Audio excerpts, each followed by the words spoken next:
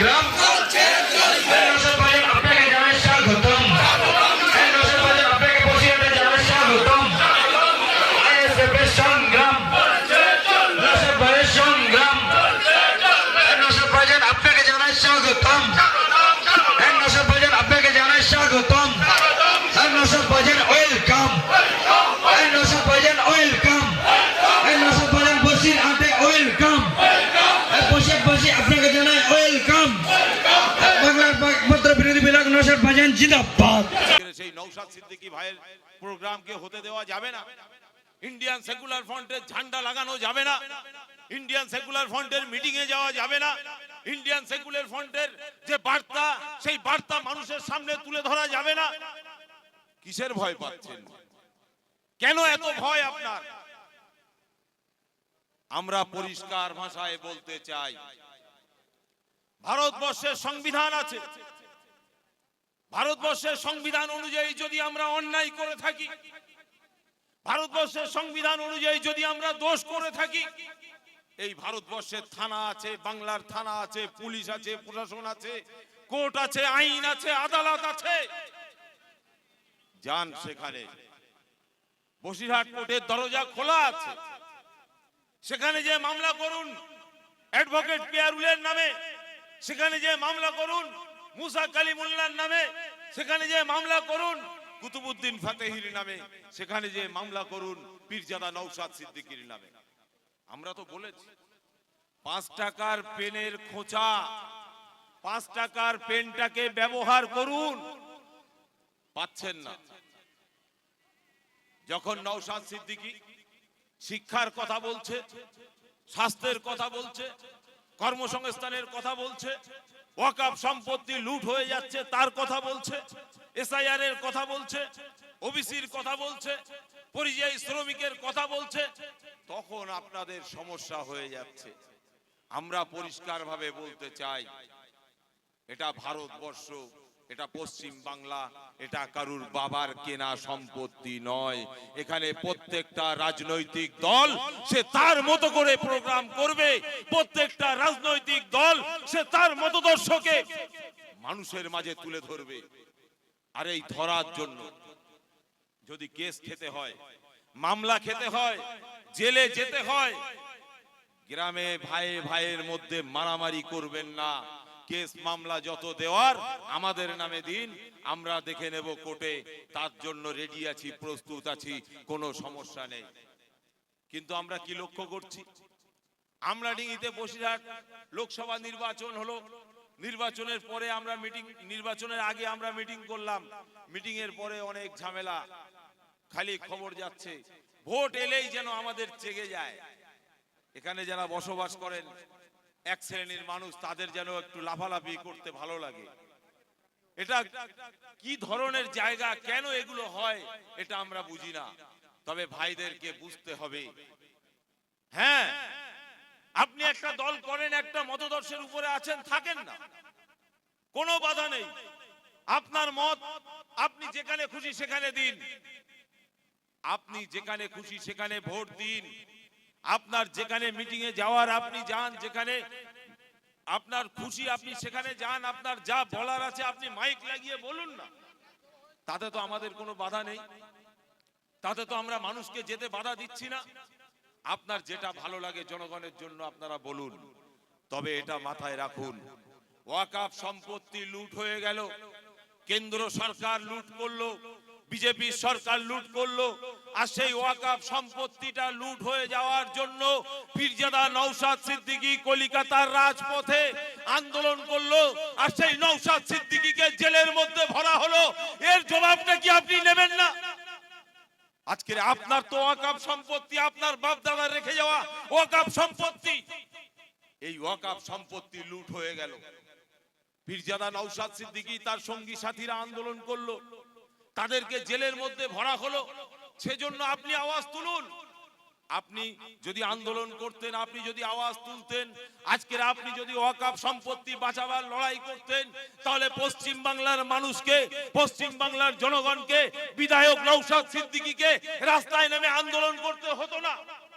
কিন্তু আমরা কি দেখলাম, যখন ওয়াকফ যখন ওয়াকফ সম্পত্তি নিয়ে লোকসভার মধ্যে যখন সংখ্যার ভারিতে যখন পাশ হয়ে গেল, বিভিন্ন জায়গায় বাংলার কোনায় কোনায় আন্দোলন শুরু হলো। এক শ্রেণীর আলেম সমাজ, মাওলানা সমাজ, উলামা সমাজ, পীর সাহেব সমাজ, এক শ্রেণীর বুদ্ধিজীবী সমাজ, তারাও রাস্তায় নামার জন্য ডেট ঘোষণা করলো। ব্রিগেডের ময়দানে যাওয়ার জন্য আমরাও সব গাড়ি টাড়ি ভাড়া করে ফেলেছিলাম। সেই গাড়িগুলো ভাড়া করার পরে রাতারাতির মধ্যে সেই ব্রিগেডে যাওয়ার গাড়িগুলোকে আবার বন্ধ করে দিতে হলো। কেন? দিদিমণি আওয়াজ দিয়ে দিল যে ওয়াকফ যে বিল, এই বিল পশ্চিম বাংলায় হবে না। আর এই বিল যদি এখানে হয় আমি আন্দোলন করব, তোমাদের কারুর আন্দোলন করার প্রয়োজন নেই। যদি কেউ আন্দোলন করে তাহলে আমার থেকে খারাপ আর কেউ হবে না। এই পশ্চিম বাংলায় ওয়াকফ নিয়ে গুলোগুলি করা যাবে না। যদি আন্দোলন করতে হয় তাহলে দিল্লিতে যে আন্দোলন করো, এই আওয়াজ দিয়েছিলেন মাননীয়া মমতা ব্যানার্জি। আমরা সেদিন আশায় বুক বেঁধেছিলাম যাক, আর আন্দোলনের প্রয়োজন নেই। কেন? আমাদের যিনি অভিভাবিকা, যাকে আমরা ভোট দিয়ে গদিতে বসিয়েছি, তিনি দায়িত্ব নিয়েছেন, তাহলে আমাদের আর কোনো সমস্যা নেই। অতএব তিনি দায়িত্ব নেওয়ার পর ঠিক পোর্টালটার আর 5 দিন মেয়াদ, 5 দিনের মধ্যে দিদিমণি বলছে পশ্চিম বাংলার যত হাজার হাজার ওয়াকফ সম্পত্তি আছে সবগুলোকে পোর্টালে ঢুকিয়ে দাও। তার মধ্যে শনিবার রবিবার পড়ে গেল, পোর্টালে আর ঢোকানো যাচ্ছে না। 3টে দিন এমন হয়ে গেল, সার্ভার ডাউন হয়ে যাচ্ছে, পোর্টালে আর ঢোকানো যাচ্ছে না। তাহলে ভাবুন কি দ্বিচারিতা চলছে এই পশ্চিম বাংলায়। আমরা আপনাদের কাছে এই কথাগুলো জানাতে এসেছি। আপনিও আপনার লিডার, আপনার নেতা, আপনার নেত্রী, আপনার যারা আছে তাদেরকে বলুন যে আমার বাপের কবরটার উপায় কি হবে, আমার মায়ের কবরস্থানটা 1 নম্বর খতিয়ানে চলে গেল, এটার উপায় কি হবে। আপনি যে বলুন আমার মাদ্রাসা, আমার মসজিদ, আমার খানকা, আমার যে বাপ দাদা 14 পুরুষেরা দান করে গেছে যে সম্পত্তি, সেগুলো 1 নম্বর খতিয়ানে চলে যাচ্ছে, এগুলোর উপায় কি হবে। এই কথাটা আপনারা বলুন, কিন্তু সেখানে আপনাদের বলার হিম্মত নেই। এবং আমরা যাদেরকে বিধায়ক বানিয়েছি, যাদেরকে এমএলএ বানিয়েছি, এমপি বানিয়েছি, তাদেরও এই কথাগুলো বিধানসভার মধ্যে বলার ক্ষমতা নেই। একমাত্র বাপের বেটা সেই পীরজাদা নওশাদ সিদ্দিকী, তিনি এই কথা বারবার বলছেন এবং আন্দোলন সংগঠিত করছেন। তার জন্যই তাকে 42 দিন জেলের মধ্যে যেতে হচ্ছে। আজকের এসআইআর নিয়ে পশ্চিম বাংলার মানুষের মধ্যে এমন একটা হাওয়া তুলে দেওয়া হলো যে এসআইআর করতে দেওয়া যাবে না। দিদিমণি কলিকাতার রাজপথে আন্দোলন শুরু করলো, এসআইআর হতে দেওয়া যাবে না, এসআইআর হবে না। কিন্তু সেই দিদিমণি তার নেতাদেরকে আবার বলে দিল গ্রামে গ্রামে ক্যাম্প করো, গ্রামে পাড়ায় পাড়ায় ক্যাম্প করো, করে এসআইআর এর নামগুলো তুলে দাও। কেন এই দ্বিচারিতা? এই দ্বিচারিতা কেন? দিদিমণি তো জানতেন প্রতি 10 বছর 20 বছর অন্তর অন্তর এই ধরনের এসআইআর হয়। তাহলে এই কাজগুলো যাতে ভুলভাল না হয়, আরো সুন্দরভাবে সঠিকভাবে হয়, সেজন্য তিনি তো বলতে পারতেন আমার রাজ্যবাসী এসআইআর হবে, নির্বাচন কমিশনারের লোক তোমার বাড়িতে যাবে, অতএব তুমি সেইভাবে পেপার পত্র পত্রিকা যা যেখানে আছে তোমাদের নামগুলো ঠিক করো, করে সেই জায়গায় নামগুলো সঠিকভাবে ঢুকিয়ে রাখো, না হলে আগামী দিন তোমার হয়তো নামগুলো বাদ পড়ে যেতে পারে। কিন্তু সেটা নিয়েও দ্বিচারিতা। আজকের ওবিসি, এসটি, এসসি সমাজের মানুষগুলো, তাদের অবস্থা ওবিসি নিয়ে বাংলার এক শ্রেণীর মানুষ যারা গরিব, অসহায়, নিপীড়িত, লাঞ্ছিত, বঞ্চিত মানুষ, কিন্তু ওবিসি থাকার কারণে বিভিন্ন জায়গায় সুযোগ সুবিধাগুলো পাচ্ছিল। ডাক্তার, মাস্টার, ইঞ্জিনিয়ার হওয়ার জায়গাগুলোতে সুযোগ সুবিধা পাচ্ছিল, কিন্তু সেই ওবিসি কোটাটাকে বন্ধ করে দেওয়া হলো। আপনি ভাববেন না, আপনার এই সমাজের মানুষগুলোকে ভাবাবেন না। আপনার বাড়িতেও একটা সন্তান আছে, আপনারও একটা ছেলে আছে, আপনারও একটা মেয়ে আছে। আপনি আপনার সন্তানগুলোকে, আপনি আপনার ছেলেগুলোকে কি মূর্খ বানিয়ে রাখবেন?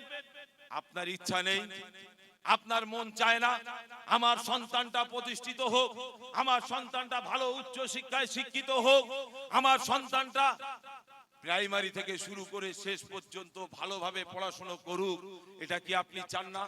তাই আপনাদেরকে বলবো, নিজেদের মধ্যে অশান্তি মারামারি কাটাকাটি না করে যে যার পথে চলুন, যে যার চিন্তা ভাবনায় চলুন, ভ্রাতৃত্ব বজায় রাখুন, একে অপরের মিলবন্ধনে থাকুন। কেন এটা মাথায় রাখবেন, দিনের শেষে আপনার কিন্তু মারা গেলে জানাজার নামাজটা আপনারই বাড়ির পাশের লোক পড়বে। আপনি মারা গেলে আপনার গোসলের কাজটা আপনার বাড়ির পাশের লোকই করবে, এটা আপনাকে মাথায় রাখতে হবে। তাই আপনাদেরকে বলবো, পাড়া প্রতিবেশী সকলকে একে অপরের বিপদ আপদে দৌড়াবেন, একে অপরের বিপদ আপদে পাশে থাকবেন, এই আশা রেখেই সকলকে অভিনন্দন জানিয়ে, এমন একটা জায়গা যে জায়গায় একটা ভালো ডাক্তার নেই, যে জায়গায় একটা ভালো উচ্চ শিক্ষিত সন্তান নেই, যে আমরাডিঙ্গিতে একটা ভালো স্কুল শিক্ষক নেই, আজকের সেই আমরাডিঙ্গির মানুষগুলো নিজেদের মধ্যে বিভেদ, নিজেদের মধ্যে দাঙ্গা, নিজেদের মধ্যে মারামারি, নিজেদের মধ্যে কাটাকাটি, নিজেদের মধ্যে খুনোখুনি, ঈদের দিনটাও এরা বাদ দেয় না। আমি ভাবি